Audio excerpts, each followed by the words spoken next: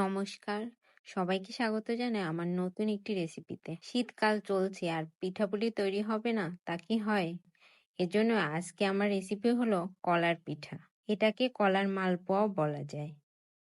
এটা ঘরে থাকা অল্প উপকরণে তৈরি করে নেওয়া যায়। খেতেও হয় দারুণ মজাদার। আপনারা যদি এরকম নরম তুলতুলে ও ফুলকো ফুলকো পিঠা তৈরি করতে চান, তাহলে আমার ভিডিওটি পুরোটা দেখবেন। এর জন্য 3টা পাকা কলা নিয়েছি, এর মধ্যে দিয়ে দিব 1 কাপ খেজুরের গুড়। এবার ব্লেন্ডারে ব্লেন্ড করে নিব। আমি কিন্তু ব্লেন্ড করার সময় কোনো জল ব্যবহার করিনি। ব্লেন্ড করা মিশ্রণের মধ্যে দিয়ে দিব 1 কাপ সুজি, 1 কাপ চালের গুঁড়া ও 1 কাপ ময়দা।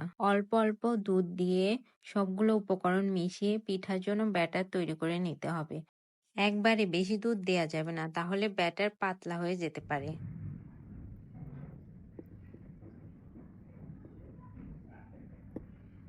ব্যাটার এমনভাবে তৈরি করতে হবে যাতে বেশি পাতলাও না হয় আবার বেশি ঘন না হয়ে যায়। আর পিঠা তৈরির জন্য কলা পাকা যত বেশি হবে পিঠা তত ভালো হবে। অনেক সময় বাসায় কলা আনলে ওই কলা বেশি পেকে গেলে কেউ খেতে চায় না, তখন ওই কলাগুলো দিয়ে পিঠা তৈরি করে নেওয়া যায়।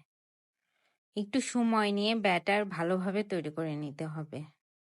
ব্যাটার একটু সময় নিয়ে ফেটিয়ে নিলে পিঠা নরম তুলতুলে হবে আর ফুলবেও ভালো।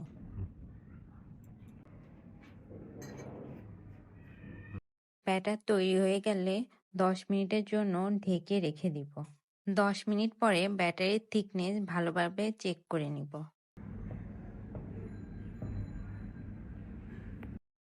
চুলাতে কড়াই বসিয়ে পরিমাণ মতো তেল দিয়ে তেল ভালোভাবে গরম করে নিব। এবার একটা চামচের সাহায্যে একটা একটা করে পিঠা ভেজে নিব।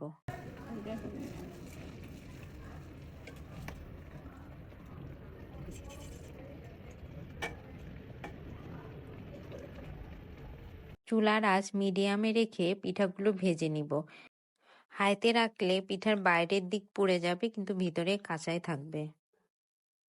আবার লোতেও রাখা যাবে না, তাহলে নিচে লেগে যেতে পারে।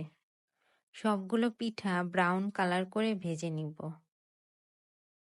শীত বা গরম যে কোনো সময়ে এই পিঠা তৈরি করে নেওয়া যায়।